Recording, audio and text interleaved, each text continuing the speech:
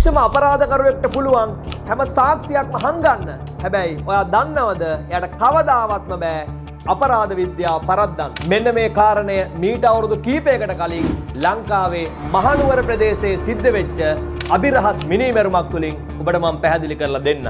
මහනුවර ප්‍රදේශයේ අවුරුදු 27ක සුරූපී කාන්තාවක් තමන්ගේ නිවස ඇතුළෙම මිය ගිහිල්ලා.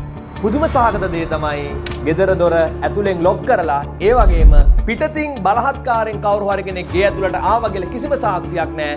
තමන්ගේ නිදිහාන තුලම ඇය මිය ගිහිල්ලා. මතු පිටින් බලනකොට හිතුවේ මේක හෘදයාබාධයක් කියලා. කොටින්ම කිව්වොත් පොලිසිය පවා හිතුවේ මේක සාමාන්‍ය මරණයක් කියලා. මේ පිළිබඳ විමර්ශනය කරන්න ආපු අපරාධ විමර්ශකයෝ ලබාගත්තු ඡායාරූප හොඳින් පරීක්ෂා කරනකොට දැක බලා ගන්න පුළුවන් වුණ පුදුම සහගත දෙයක්. ඒ තමයි මේ කාන්තාවගේ ඇස්වල තිබුණා ලේ පැල්ලම් කීපයක්. මෙන්න මෙතනින් තමයි ලොජික් එක පටන් ගන්න.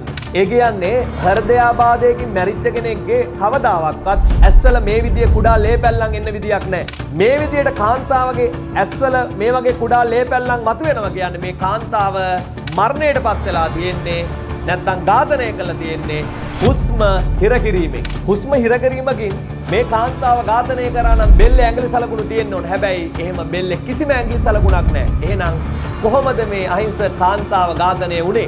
මේ පිළිබඳ විමර්ශනය කරපු අපරාධ විමර්ශකයන්ට හොයාගන්න පුළුවන් උනේ මේ අපරාධය කරලා තියෙන මේ අපරාධකාරයා ඉතාම සියුම් කොට්ටයක් භාවිතා කරලා. මේ කොට්ටේ භාවිතා කළා තමයි මේ අහිංසක තරුණිය ඝාතනය කළා තියෙන්නේ. මෙන්න මේ වගේ මෘදු කොට්ටයක් භාවිතා කරලා මේ අපරාධය කරපු නිසා පිටතට කිසිම තැලීමක් දර්ශනය වෙන්නේ නැහැ. අවසානයේ මේ මිනිමරුවා අහුනේ කොහමද? එයා හිතුවේ මේ අපරාධය සර්ව සම්පූර්ණයෙන්ම හරියටම කරා කියලා. හැබැයි විද්‍යාත්මකව ඇය මැරිච්ච වෙලාවයි ඒ විතරක් නෙවෙයි ප්‍රදේශයේ තිබිච්ච ඒ CCTV කැමරාවල තියෙන තාර්කික ගැළපීමයි දිහා බලලා අපරාධ විමර්ශකයන්ට පුළුවන් වුණා මේ අපරාධය ඔහු කරා කියලා හරියටම ප්‍රත්‍යක්ෂ කරගන්න.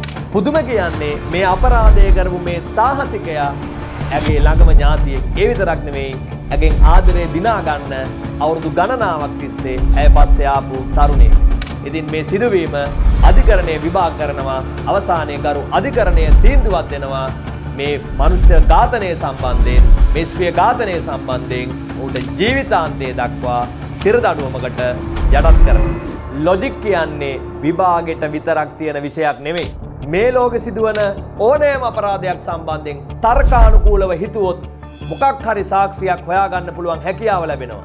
ඒ නිසා මෙන්න මේ වගේ කුතුහලයේ පිරි දේවල් ඉගෙන ගන්න ඕනවා. 20යි 28 කරන්න ඕන විෂය තමයි ලොජික්. මේ අනාගත නීතිඥයින්ගේ වර්තමාන නවාතැන. මම සමීර එදිරිසිංහ. අනාගත නීතිඥයින්ගේ වර්තමාන නවාතැන. මැජික් නොවූ ලොජික්. සමීර එදිරිසිංහ.